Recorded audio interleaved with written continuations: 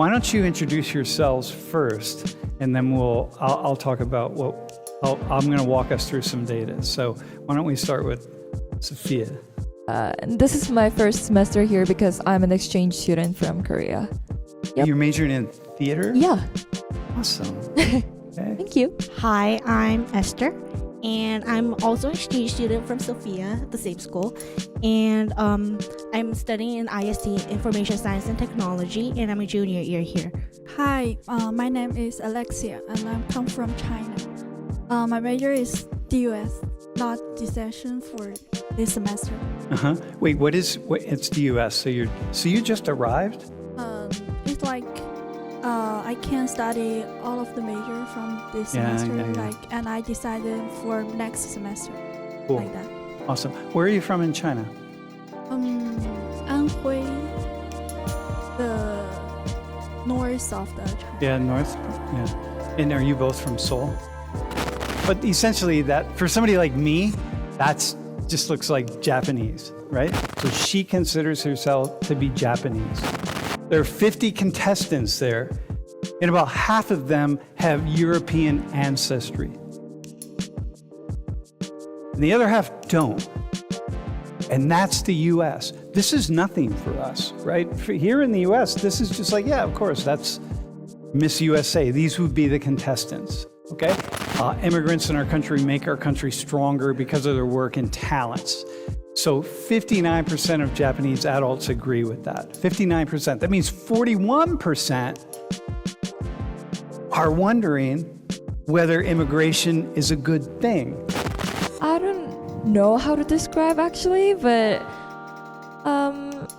I didn't feel weird. Like, it's my home and everybody was same. Like, everybody looked same, and it's kind of comfortable. And yeah, of course, because that's my home. If I see Sophia, she's a totally different person for me. Yep. It's kind of like similar to me and you, Sam. Yep. It's like similar. It's like very different from me, for me, because while I do get it, like relatively, you and I looks more different than Sophia and I. But as living in a homogeneous places, we just get to know each other, and we get the difference there.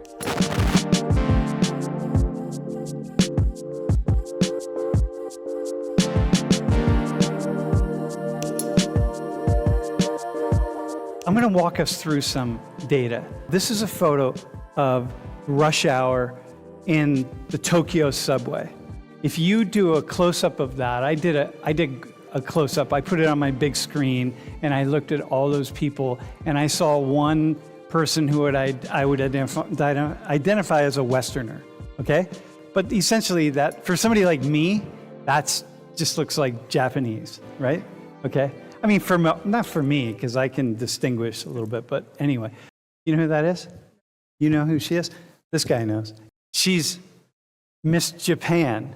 So Nippon or Nihon is how you say Japan in Japanese, okay?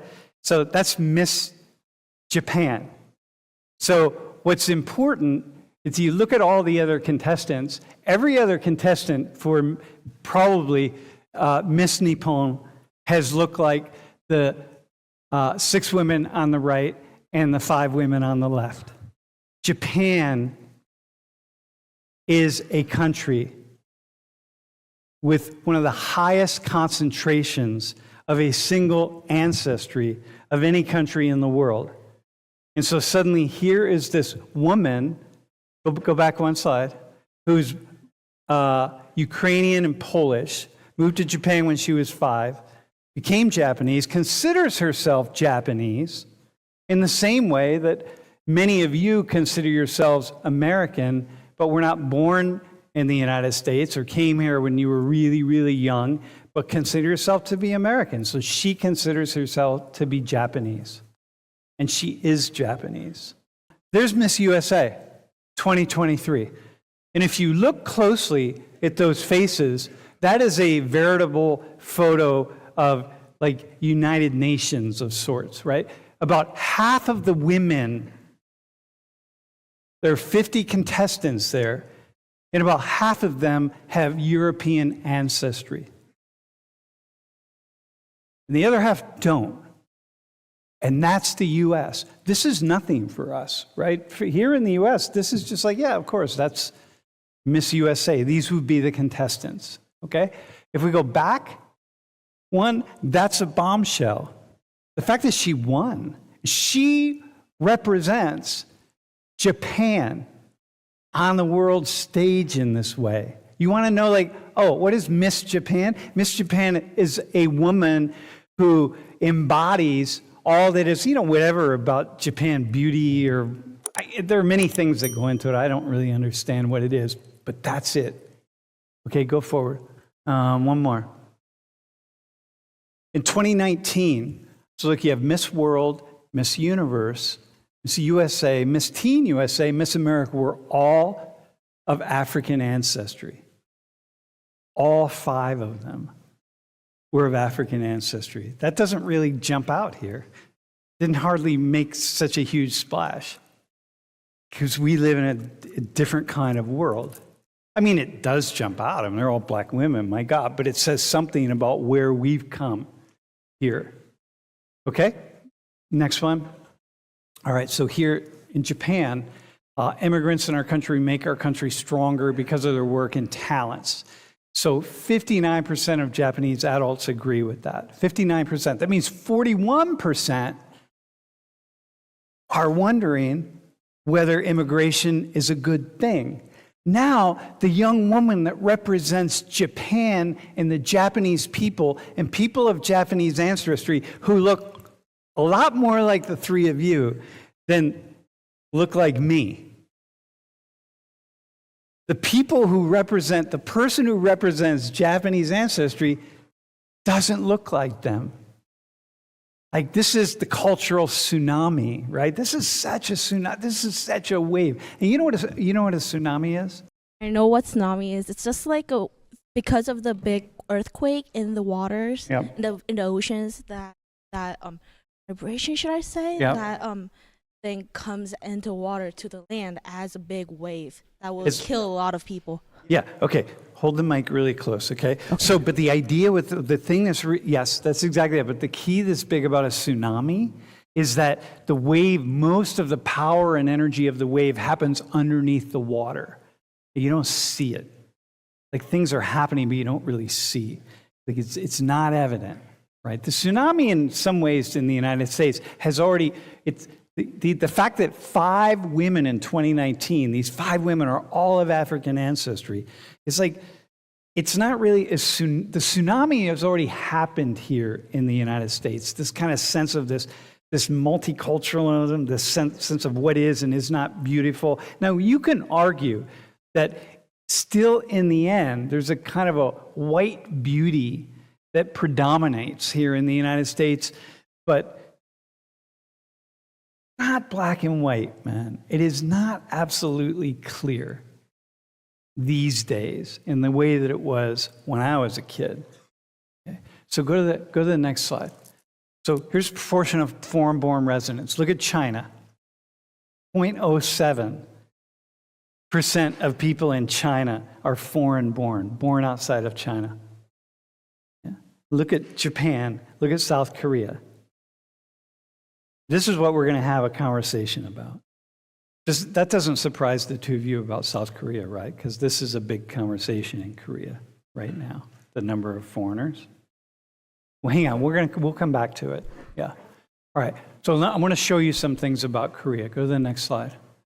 So Koreans who prefer a multicultural society over one that is ethnically homogenous. Okay, so when you think about this classroom, you think ethnic homogeneity. And it's just like, look at this, just this wave of people who are really different. It's so different. Look, in 2010, 60% saying like, yeah, we think a multicultural society. That dropped to 44, but it dropped to 44 largely because of COVID. Because Koreans and Chinese and Americans and everybody is starting to think about, wait, this kind of global world, is this really the world we want to be in?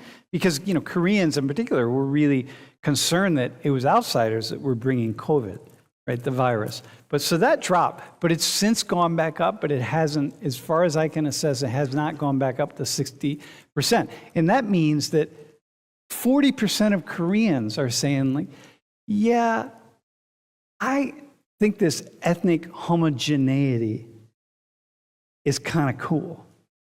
And in China, the number of people who say, I think ethnic homogeneity is pretty cool, is probably even higher. Okay? So this is what we're going to talk about today. Ethnic homogeneity. Like, how is it to live in a world that is ethnically homogeneous? So these are top actors in Korea. They all look Korean. They're all ethnically Korean. These are the top actors. Go to the next slide. Here's the bottom half of that. Every single one of them. There's not a single person on there that is not, except that dude V. Who is that? Do you know who that is? He's Korean also? All right, look at that. The guy Rain is Korean too. Yeah, they're all Korean. Go to the next slide. Here are top K-pop acts.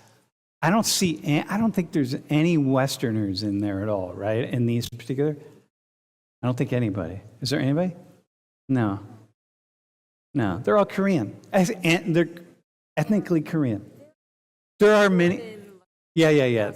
There are many, you could say, there are a lot of K-pop groups that have people who are not ethnically Korean in them. But, these, okay, go ahead.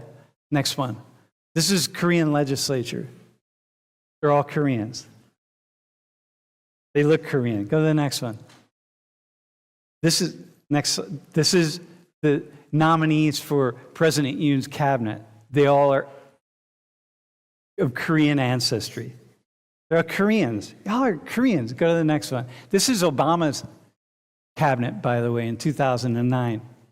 Look, there are people from all over the world there. People from the Middle East, people from Europe, people from Asia, India, Latin America, Africa.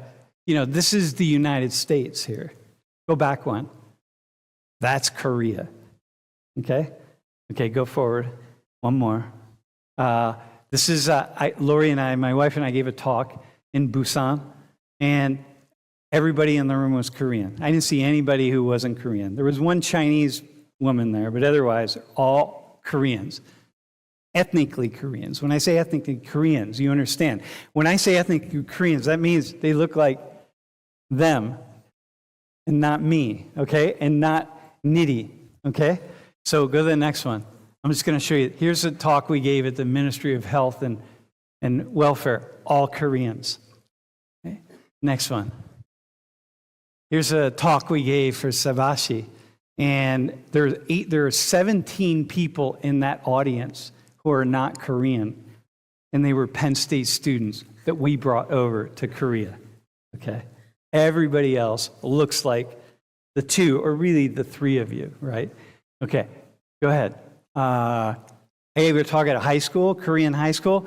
Every single person in that high school came to the talk, and they all are ethnically Korean. There wasn't, and that could be not every high school in Korea, obviously, right? But the vast majority of high schools in Korea. Here's a street in near where I stay when I'm in Korea, near Konkuk University, and it's just a Korean street. Everything's in Korean characters. Everything's about Korea. There's some English characters here and there and different things, and that's a bit of a struggle in Korea a little bit, but mostly it's Korean. And I can go 2 blocks over, and it's Little Chinatown. It's the second Little Chinatown in Seoul. But otherwise, and when you get there because you see Chinese characters, but otherwise it's Korean characters. And now I can go to Hyundai or Itaewon, and I can see lots of Westerners. But here, basically, I could walk around for hours, and I might run into 1 or 2 Westerners. It's just Koreans. You see 2 Americans right there, 2 white Americans, okay? Okay, so you can blacken the screen. All right, so listen, let's have a conversation. what's it like? And you're part of this too, because we're going to talk. I want you to talk about China, okay? What's it like to live in a homogenous culture? Culture where people largely look the same and share a great deal of the same cultural and ancestry characteristics. Like, what's that like? Anybody? Like for me, because like before I come to America, I've been here for only 3 weeks. So I lived in Korea for 20 years. My life was in Korea, and I've felt like, I don't know how to describe actually, but I didn't feel weird. Like it's my home, and everybody was same. Like everybody looked same, and it's kind of comfortable. And yeah, of course, because that's my home. And I'm going to hold right there.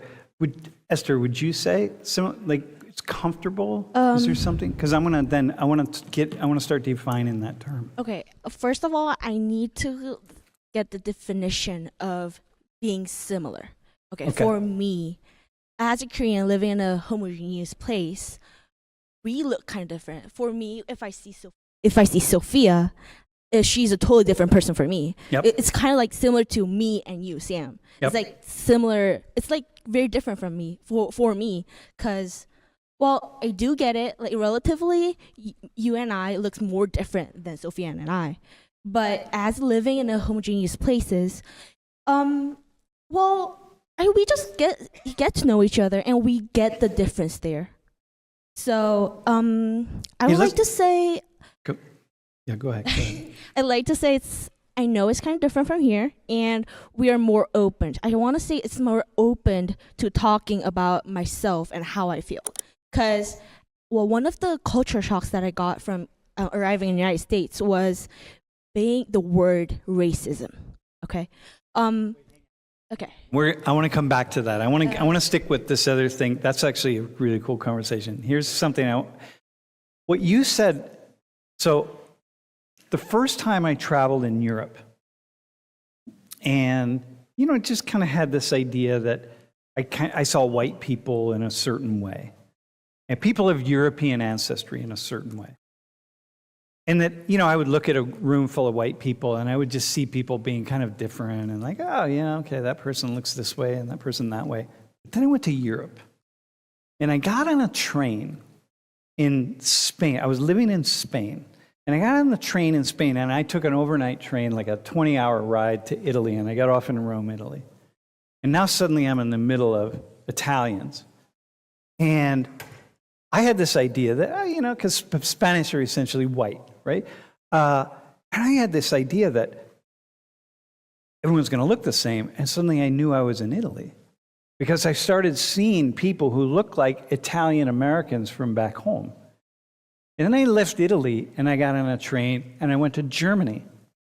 And I got off the train in Germany, and I suddenly said, oh my God, I'm among all these German people who look like Germans, Americans of German ancestry who knew back home. I'm like, oh, that looks like so-and-so, and that person over there looks like so-and-so, right? And then I got on a train, and I went to Poland. Same thing. Like, oh my God, all these Polish Americans, here they are, there's the look. And sometimes it was like a very strange thing, just very subtle. It's like the nose, just a little bit more bridge on the nose, or just a slightly larger forehead, or like something that's just really unique to Poles. And then the same thing, I went to Ireland, and there's like 7 types of Irish faces that are really common. And if you're white, and you travel and you see it, you start understanding those 7 faces. And every Irish person, I sort of put them in a box. Like, oh yeah, you're the face with the eyes, and you're the face with the whatever it is, right? So the idea being that would have this hypothesis, so I want you to talk about this. And Alexia, we're going to get to China in a second. What you just said, like, I'm truthfully, Sophia is as different as I am.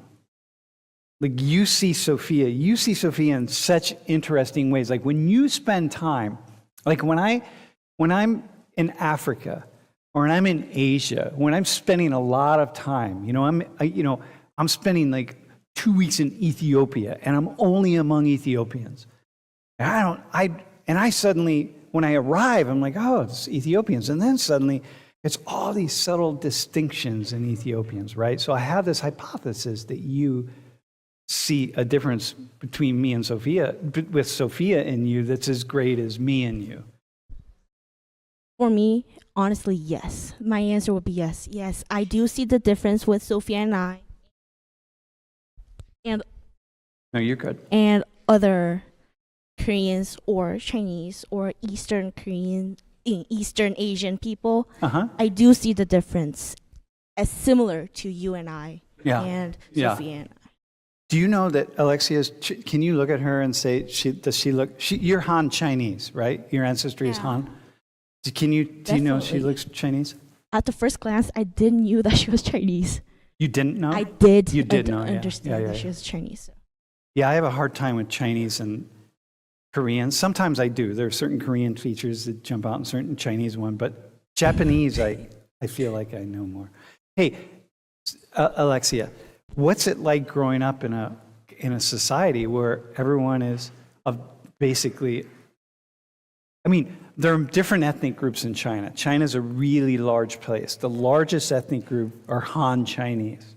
I think it's like 76% of the population or something. But the other Chinese, if you travel in different parts of the country, you notice the differences. I wouldn't notice the difference, but you would. But what's it like growing up in a homogenous culture? For me, like, when I come like American and I travel like 20 hours for there. Yeah, the travel for 20 hours. Uh-huh. And it's very long trip, right? And also when I come the American, the difference for me is like the time, because for China now is the morning, Uh-huh. and for American is night, and this is the different. And also I think the similar for the Korean is like some Koreans can talk a little about Chinese, because they have lessons for Chinese. So I have also the Korean friends. Uh-huh. Yeah, very good friends, and sometimes they talk for me is Chinese. So do you notice, like in China, how often are you thinking, wow, we're all Chinese here? Like we're all Chinese. Like do you guys, like in China, do you talk about that? Do you talk about, Yeah. is multiculturalism a conversation that you have? No, because in China, a lot of Chinese are staying in China, but most of people will have like international schools too. Mhm, So mhm. we decide to come for the American. Is our decision. So we don't talk about like that. So most people are not going to international schools, obviously. Yeah. So they're just living in China Yeah. with other Chinese people of Chinese ancestry. Yeah, but they will choose travel to other country, but Yeah. not Yeah. studying in our country. Okay, got you. So people are traveling, but you're living in a nation that is a Chinese nation.